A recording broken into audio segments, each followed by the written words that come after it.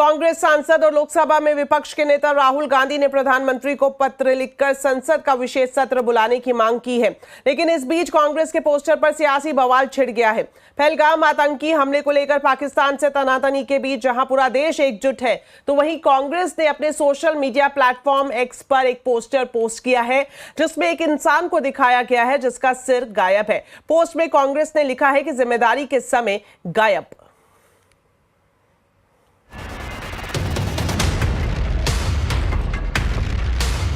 जब देश के सियासतदानों को सबसे ज्यादा साथ आने की जरूरत है, तब कांग्रेस के सोशल मीडिया हैंडल पर जारी किया गया पोस्टर सवाल खड़े करता है। इस पोस्टर में एक इंसान का कटआउट है जिसका सिर गायब है और लिखा गया है जिम्मेदारी के समय गायब। यानी सांकेतिक तौर पर यह पोस्टर किसे टारगेट करते हुए जारी किया गया है, ये बताने की जरूरत नहीं, लेकिन बीजेपी को कांग्रेस पर हमलावर होने का मौका मिल गया है। बीजेपी ने इस बेहद संवेदनशील घड़ी में जारी किए गए इस तरह के पोस्टर को लेकर कांग्रेस को घेर लिया है। सर तन से जुदा आज लश्करे पाकिस्तान कांग्रेस की विचारधारा आधारशिला उनका चरित्र बन गई है, पहली बात। दूसरी बात,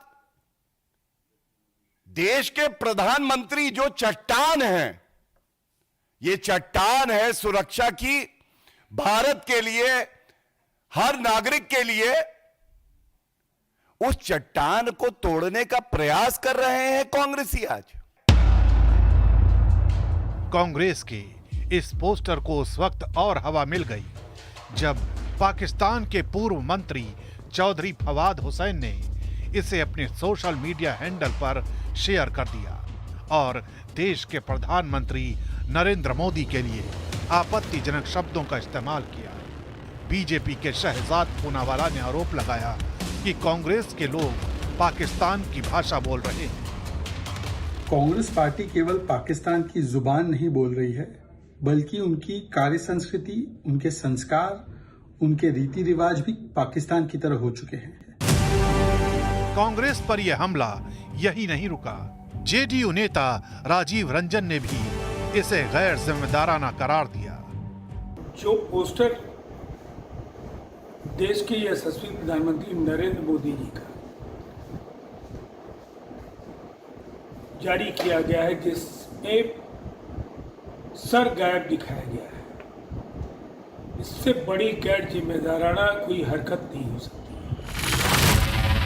ये पोस्टर ऐसे वक्त में जारी किया गया है जब कांग्रेस नेताओं को पहलगाम के मुद्दे पर पार्टी लाइन से न भटकने की हिदायत दी गई है, लेकिन एक बार फिर इस बेहद संवेदनशील मुद्दे पर कांग्रेस का इस तरह का राजनीतिक हमला सवाल खड़े कर रहा है।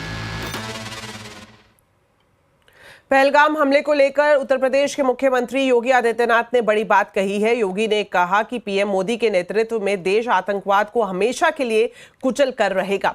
योगी ने आतंकवाद को लेकर समाजवादी पार्टी पर भी हमला किया। योगी ने कहा कि सपा के लोग जब बोलते हैं तो पता नहीं चलता कि समाजवादी पार्टी के लोग बोल रहे हैं या पाकिस्तान के लोग।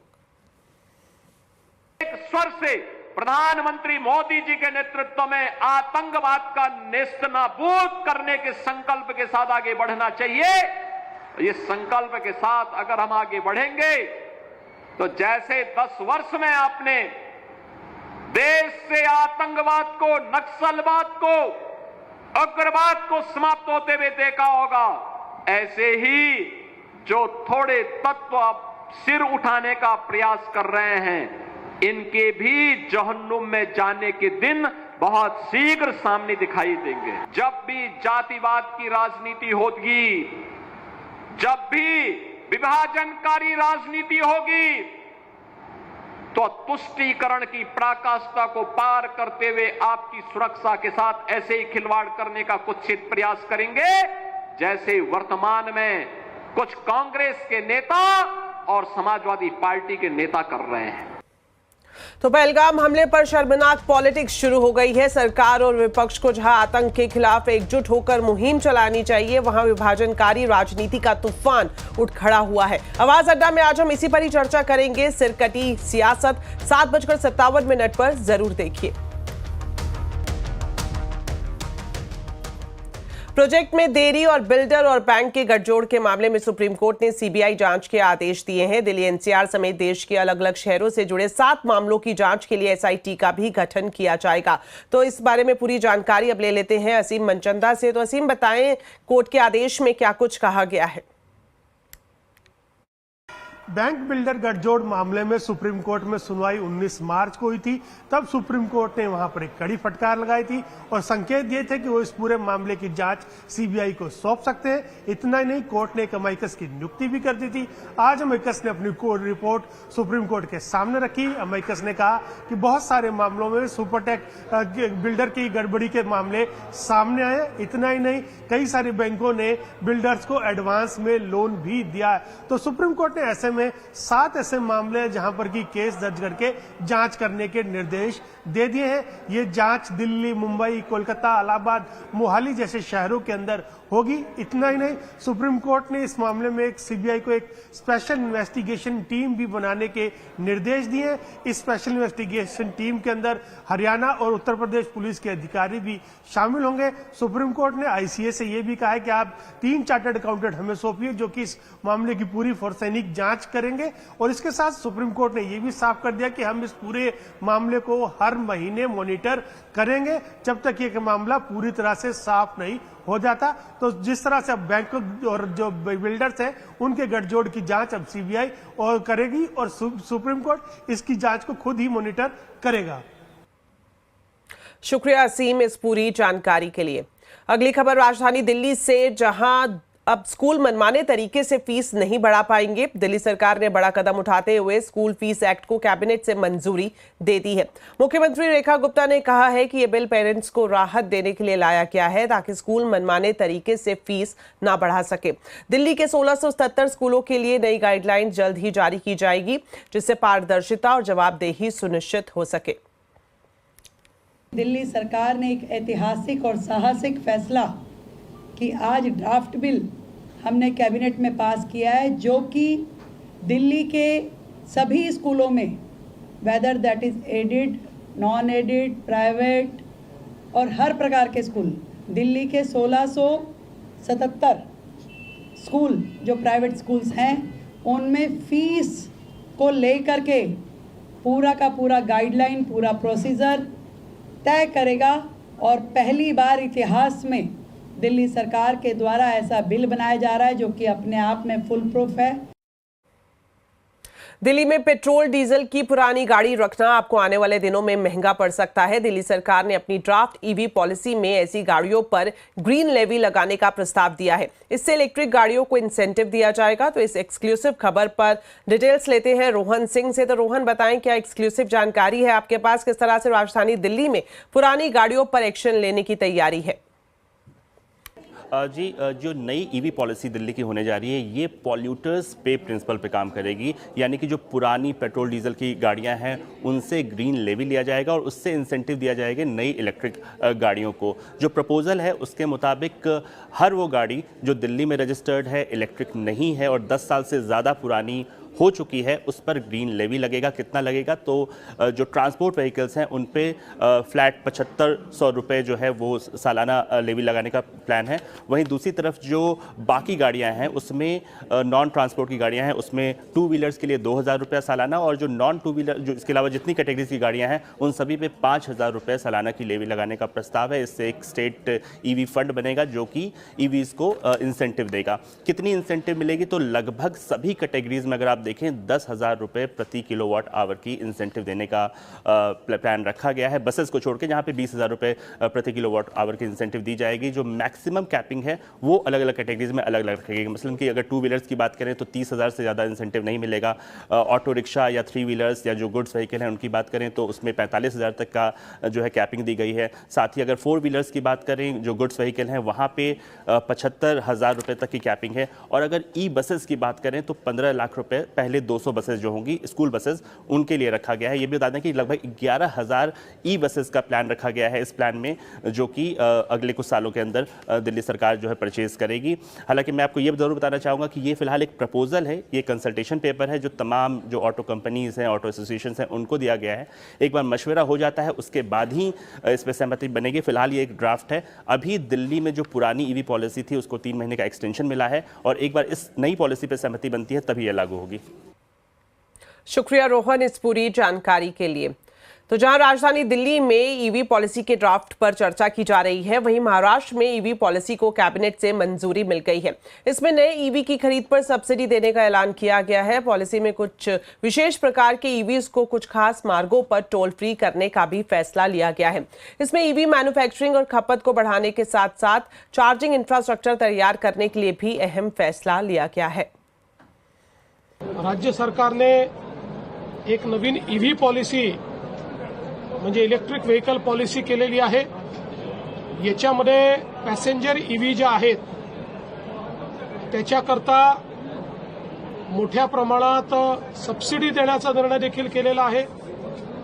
काही प्रकारच्या ईव्हींना काही विशिष्ट रोडवर टोल मुक्ती देखील देण्याचा निर्णय केलेला आहे। ईव्ही मॅन्युफॅक्चरिंग, ईव्ही कन्झम्पशन या दोन्ही वाढलं पाहिजे आणि त्यासोबत चार्जिंग इन्फ्रास्ट्रक्चर तयार झालं पाहिजे। या दृष्टीने अत्यंत महत्त्वाची अशा प्रकारची पॉलिसी आज राज्य मंत्रिमंडळाने मान्य केली आहे।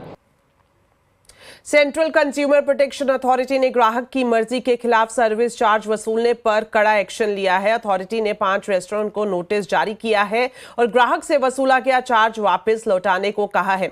आपको बता दें, नियमों के मुताबिक सर्विस चार्ज पूरी तरह से स्वैच्छिक है और रेस्टोरेंट ग्राहकों को इसे देने के लिए मजबूर नहीं कर सकते।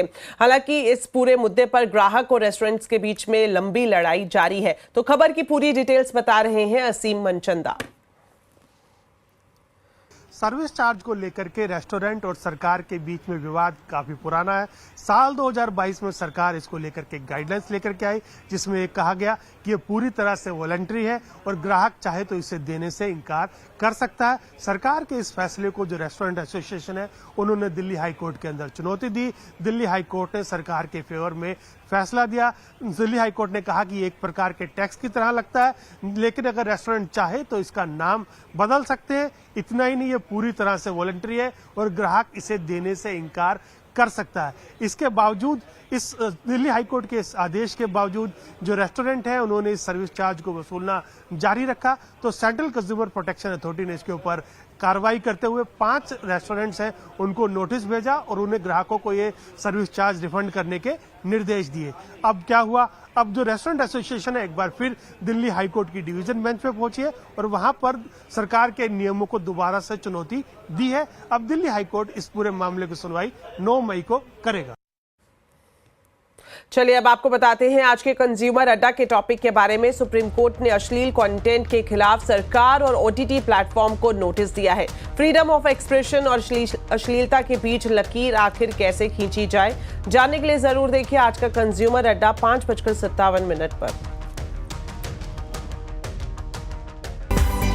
टीवी के बाद अब डिजिटल न्यूज में नेटवर्क 18 सबसे बड़ा नेटवर्क बन गया है। मार्च 2025 के कॉमस्कोर रिपोर्ट के मुताबिक नेटवर्क 18 ने डिजिटल न्यूज और इंफॉर्मेशन की दुनिया में जबरदस्त बढ़त बना ली और नए रिकॉर्ड भी बनाए हैं। चाहे सोशल मीडिया हो या अपनी वेबसाइट पर डायरेक्ट विजिटर्स, हर जगह नेटवर्क 18 सबसे आगे है।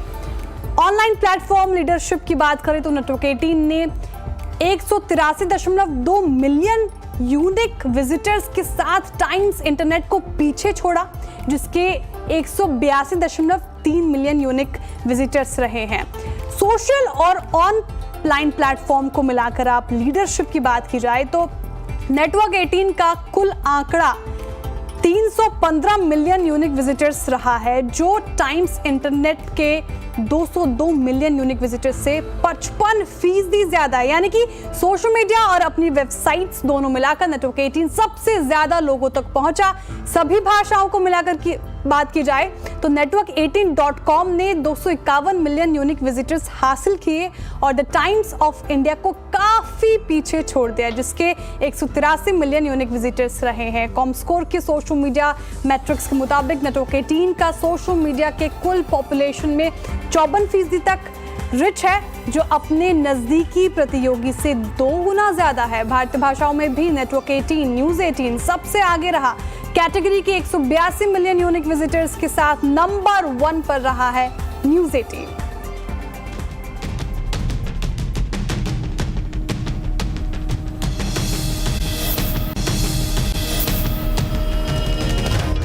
ब्रेक के बाद आपका स्वागत है। अब आपको शेयर बाजार का पूरा अपडेट बताते हैं। सेंसेक्स मंथली एक्सपायरी पर बाजार की फ्लैट क्लोजिंग हुई। सेंसेक्स निफ्टी सपाट बंद हुए। सेंसेक्स 70 पॉइंट चढ़कर 80,288 पर बंद हुआ, तो वहीं निफ्टी 7 पॉइंट चढ़कर 24,336 पर क्लोज हुआ। Mid cap small cap index ने भी बढ़त हासिल की। आज के बाजार में डिफेंस IT शेयर्स में खरीदारी रही, तो वहीं फार्मा मेटल एनर्जी शेयर्स में प्रेशर दिखाई दिया। आज के बाजार में सेंसेक्स के 30 में से 16 शेयर्स में तेजी थी और वहीं निफ्टी के 50 में से 31 शेयर्स में गिरावट दिखी। तो बाजार के फोकस में 2 दिन से रिलायंस का शेयर बना हुआ है। नतीजों के बाद 2 दिन में शेयर 7% दौड़ा है। तो शेयर में क्यों है रफ्तार और नतीजों में बाजार को क्या पसंद आया है, बता रहे हैं मेरे सहयोगी यतिन मोता। रिलायंस इंडस्ट्रीज क्लियरली आज बाजार का बाजीगर है। पिछले 2 दिनों में 7% की जबरदस्त रैली आपको क्वार्टरली नंबर्स के बाद दिखाई दे रही है। बाजार को क्या पसंद आ रहा है और क्या आउटलुक है, इसके ऊपर नतीजे किस तरीके से, उसके ऊपर एक एनालिसिस करते हैं। अगर हम रिलायंस इंडस्ट्रीज़ के 4th क्वार्टर के नंबर्स की बात करें तो ऑब्वियसली काफ़ी शानदार रहे। 7% रिजल्ट्स के बाद शेयर में क्यूमुलेटिव रिटर्न आपने देखा।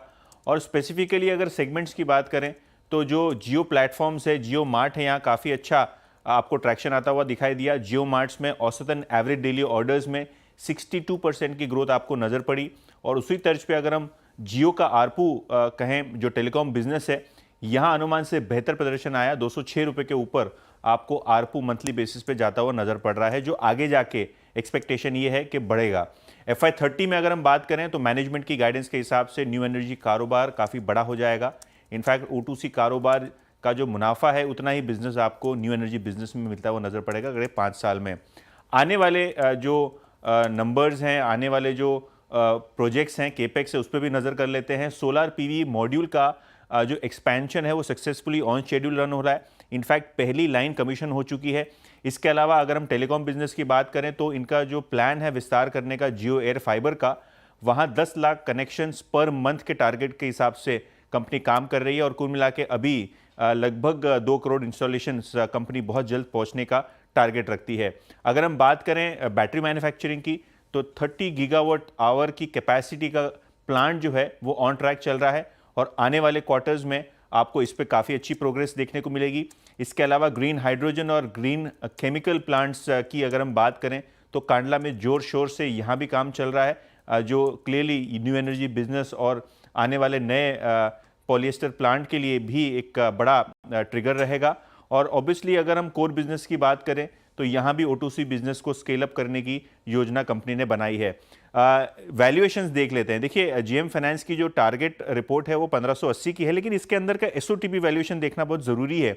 ऑब्वियसली रिटेल और जियो सबसे बड़ा वैल्यूएशन ट्रिगर है, लेकिन पेटकेम रिफाइनिंग बिजनेस की बात करें तो कुल मिला के यहाँ आपको दिखेगा कि लगभग 400 रुपये के आसपास की वैल्यूएशन दिखाई पड़ रही है। डिजिटल बिजनेस यानी टेलीकॉम कारोबार का 550 रुपये का SOTP है, रिटेल का लगभग 500 रुपये का SOTP है। और रिटेल माइंड यू आने वाले क्वार्टर्स में शानदार प्रदर्शन कर सकता है। और न्यू एनर्जी बिजनेस जो अभी आपको एकदम छोटा बिजनेस दिखाई दे रहा है, SOTP में केवल 80 रुपये कॉन्ट्रीब्यूट करता है, यहाँ एक वैल्यूएशन का बड़ा टेलविंड आपको नजर पड़ सकता है। और दूसरी जो बड़ी इन्वेस्टमेंट्स हैं जिनकी क्यूमुलेटिव SOTP वैल्यूएशन लगभग 40 रुपये के आसपास है, यहाँ भी एक बड़ा वैल्यूएशन अनलॉकिंग आपको होता हुआ नजर पड़ सकता है। अब खबर गुजरात से, जहां फार्मा के क्षेत्र में लगातार निवेश बढ़ रहा है। साल 2024-25 में कितने नए प्लांट लगे और कितना निवेश आया, इस पर गुजरात की food and drugs controller authority के कमिश्नर से खास बातचीत की हमारे संवाददाता केतन जोशी ने। देखिए। गुजरात में कितने नए प्लांट FY 24-25 में लगने जा रहे हैं? मैं लास्ट ईयर की बात करूँ 24-25 की, तो लास्ट 12 मंथ के अंदर गुजरात के अंदर ऑलमोस्ट 180 से ज़्यादा नए एलोपैथिक प्लांट के लिए हमने ड्राइंग अप्रूव किया है। तो ये सब लोगों ने प्लेस आइडेंटिफाई कर लिया है, उसने प्रोडक्शन का प्लान भी कर लिया है और अभी ड्राइंग अप्रूव ने किया, तो now they have started construction of the building on that approve plan. तो ऑलमोस्ट 180 से भी ज़्यादा प्लान अभी गुजरात में अप्रूव है। तो आगामी 1-2 साल के अंदर या मैक्सिमम 3 साल के अंदर ये सब कमीशन होने वाले हैं। और मैं बात करूँ जो लास्ट ईयर वाइब्रेंट में जो MOU साइन किया हुआ था, तो इसके अंदर ऑलमोस्ट 350 से भी ज़्यादा MOU फार्मा में साइन हुआ था। ऑलमोस्ट 30,000 करोड़ का इन्वेस्टमेंट अनाउंस किया था, लोगों ने कमिट किया था। तो मुझे बहुत खुशी है कि आउट ऑफ 350 प्लांट्स ऑलमोस्ट 164 तो कमीशन हो गया है।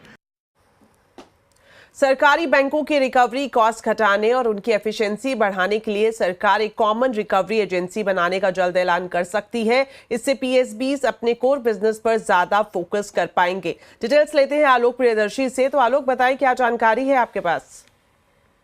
बिल्कुल, देखिए, सरकारी बैंकों में बैड लोन की रिकवरी में तेजी लाने के लिए सरकार जल्द ही एक इंटीग्रेटेड कॉमन रिकवरी मैकेनिज्म का ऐलान कर सकती है। CNBC आवाज को सूत्रों से जानकारी मिली है कि सरकार इसे लेकर एक पायलट प्रोजेक्ट ऑलरेडी चला रही, जिसे PSB अलायंस प्राइवेट लिमिटेड के जरिए चलाया जा रहा है और ये पायलट प्रोजेक्ट काफी सफल रहा है। सूत्रों की माने तो इस कॉमन रिकवरी मैकेनिज्म का ऐलान 2 से 3 महीनों के भीतर किया जा सकता है। दरअसल सरकार चाहती है कि बैंकों का ज्यादा से ज्यादा ध्यान उनके कोर बिजनेस पे हो और साथ ही साथ उनकी कॉस्ट एफिशिएंसी बढ़े और उनका इंटरनल जो एक तरह से ऑपरेशन होता है वो ज्यादा स्ट्रीमलाइन हो सके। साथ ही बैंक के अंदर जो आपसी तालमेल होता है, जो इंटीग्रेटेड इंटरनल जो इंटीग्रेशन होता है वो ज्यादा हो और साथ ही साथ कॉमन यूटिलिटीज तैयार करने पर उनका ज्यादा फोकस हो। तो सरकार के मुताबिक जो ये नया रिकवरी मैकेनिज्म होगा, एक एंटिटी तैयार की जाएगी और इसके जरिए ही रिकवरी पर फोकस किया जाएगा और इससे बैंकों के जो एक तरह से कहते हैं रिकवरी को बढ़ाने में काफी मदद मिल सकेगी। शुक्रिया आलोक इस पूरी जानकारी के लिए। कॉल स्पूफिंग पर रोक लगाने के लिए सरकार अब ट्रस्ट फ्रेमवर्क लागू कर सकती है। टेलीकॉम रेगुलेटर ट्राई ने साइबर फ्रॉड रोकने के लिए इसे लागू करने की सिफारिश की थी। आपको बता दें, रोजाना विदेशों से करीब 4 लाख स्पूफ कॉल्स आती हैं। इन कॉल्स को रोकने के लिए कॉल वेरीफाई करने के लिए सर्टिफिकेशन अनिवार्य किया जा सकता है। तो इस खबर पर पूरी जानकारी दे रहे हैं असीम मनचंदा। भारत में रोजाना अंतर्राष्ट्रीय नंबरों से 4 लाख से ज्यादा स्पूफ कॉल आती है, जिनका की नंबर बदल करके बताया जाता है कि ये घरेलू कॉल्स हैं। भारत सरकार ने इससे निपटने के लिए अंतर्राष्ट्रीय स्पूफिंग सिस्टम भी बनाया है, जिससे अब तक 1.5 करोड़ से ज्यादा स्पूफ कॉल्स को रोका गया है। इतना ही नहीं, अब तक 20 से ज्यादा बाहर के जो ऑपरेटर्स हैं उनके ऊपर कार्रवाई भी की गई है, जिनको कि ब्लॉक किया गया। लेकिन अभी भी इनका खतरा बना हुआ है। अभी भी लोग नंबर के जो एप्स हैं उनके जरिए नंबर जनरेट करके स्पूफ कॉल्स कर रहे हैं। तो ऐसे में सरकार इनको रोकने की तैयारी कर रही है। टेलीकॉम रेगुलेटर ट्राई ने भी इसकी सिफारिश की थी कि आप एक ट्रस्टेड फ्रेमवर्क इसके ऊपर लागू कीजिए, जहां पर कॉल्स टर्मिनेट होने से पहले वेरीफाई की जा सके। तो जो हमें सूत्र बता रहे हैं कि सरकार बहुत जल्दी इसको हरी झंडी दे सकती है। उसके बाद जो भी स्पूफ कॉल्स आती है जिनके जरिए फ्रॉड करने की कोशिश की जाती है, उनके ऊपर रोक लग सकेगी। 14 साल के वैभव सूर्यवंशी ने मात्र 35 बॉलों में धुआंधार शतक जड़ इतिहास रच दिया। बिहार के लाल वैभव ने दुनिया की सबसे बड़ी लीग में एक ऐसी ऐतिहासिक पारी खेल दी जिसे आने वाले कई सालों तक याद रखा जाएगा। सोमवार को जयपुर के सवाई मानसिंह स्टेडियम में राजस्थान रॉयल्स और गुजरात टाइटंस के बीच खेले गए मुकाबले में वैभव ने सिर्फ 35 गेंदों में ताबड़तोड़ शतक जड़कर कई रिकॉर्ड अपने नाम कर लिए। IPL और T20 में अर्धशतक और शतक लगाने वाले सबसे युवा प्लेयर बने। साथ ही IPL में सबसे कम गेंदों पर शतक जड़ने वाले पहले भारतीय खिलाड़ी भी बने। इस शानदार पारी की बदौलत राजस्थान रॉयल्स ने गुजरात टाइटंस को 8 विकेट से हरा दिया। कनाडा में आम चुनाव में लिबरल पार्टी के मार्क कार्नी ने बड़ी बढ़त हासिल कर ली है। हालांकि अभी यह साफ नहीं हो पाया है कि जरूरी बहुमत नंबर 172 सीटें कार्नी को मिलेंगी या नहीं, लेकिन उनकी पार्टी ने बढ़त बना ली है। प्रधानमंत्री मोदी ने भी उन्हें बधाई दी है और वहीं जीत के बाद अपने भाषण में मार्क कार्नी ने समर्थकों से कहा कि राष्ट्रपति ट्रंप हमें तोड़ने की कोशिश कर रहे हैं ताकि अमेरिका हम पर अपना अधिकार जमा सके, लेकिन ऐसा कभी नहीं होगा। वहीं कनाडा के चुनाव में खालिस्तान समर्थकों को भारी नुकसान उठाना पड़ा है। खालिस्तान समर्थक न्यू डेमोक्रेटिक पार्टी यानी एनडीपी के प्रमुख जगमीत सिंह अपनी सीट भी नहीं बचा पाए हैं। चलिए इसी के साथ इस बुलेटिन में फिलहाल इतना ही। आप खबरों पर अपडेट रहें, CNBC आवाज से जुड़े रहें हमारे सोशल मीडिया हैंडल्स के जरिए। नमस्कार।